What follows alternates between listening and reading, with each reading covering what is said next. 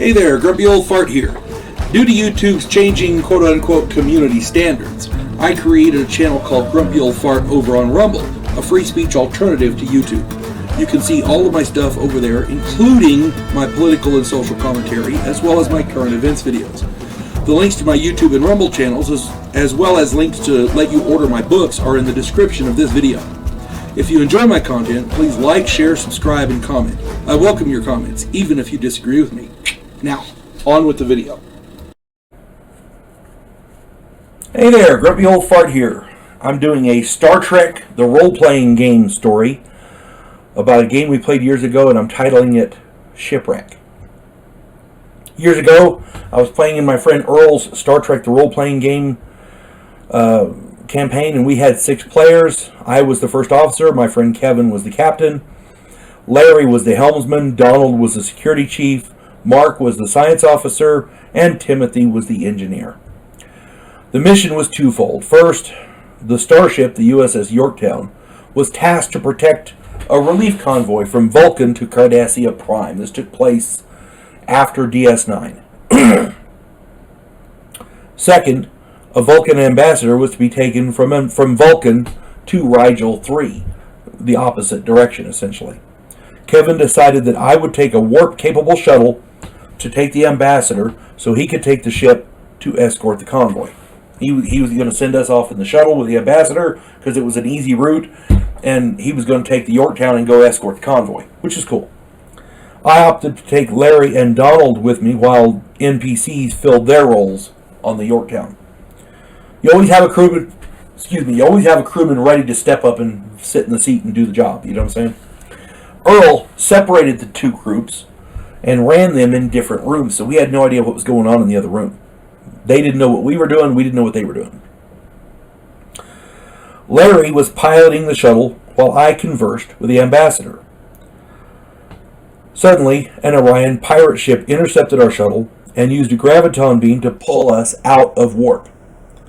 Their first shots disabled our warp engines. I ordered evasives while Donald manned the weapons console. We played phaser tag for a few rounds until Larry was able to run into an asteroid belt to hide. Our shuttle had sustained damage, and we needed a place to put down and make repairs.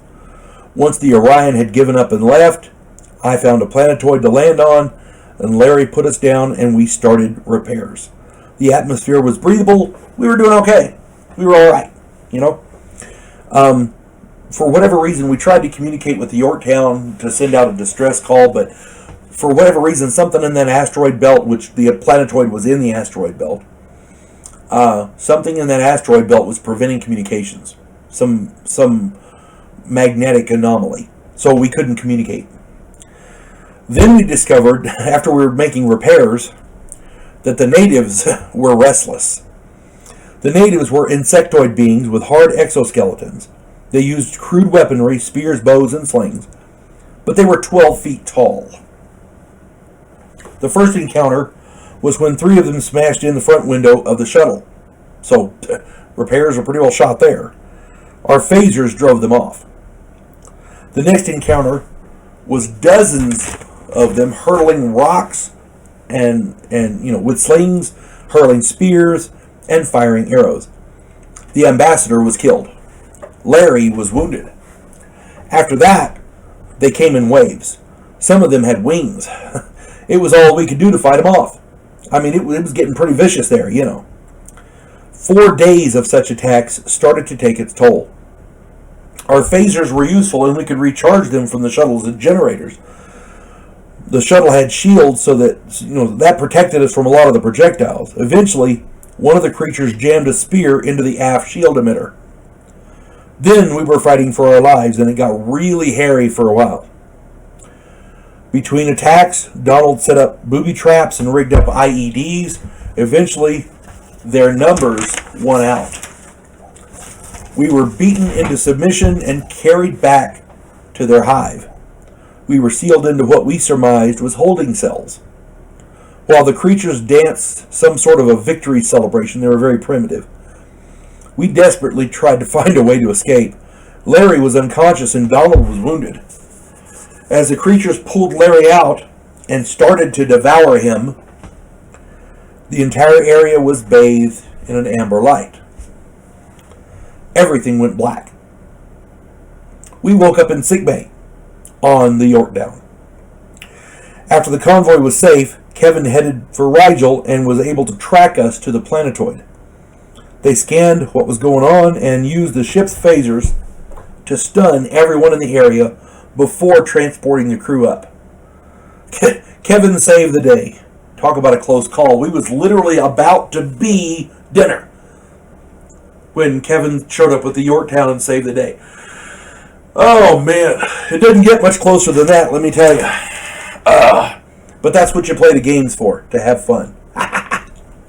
Escape the jaws of death with, just by the skin of your teeth, as it were. Hope this finds everybody well. You folks have a good day. God bless one and all. Devo Poland, a scientific representative of a pacifist race called the Gandhiri, is sent away as an exchange officer. His objective, to learn the one skill his species never developed, to fight. And he's sent to learn that skill from the one species who does it better than any other in the galaxy, humans. If you like science fiction with an upbeat military tone, check out my novel, Vanguard 1.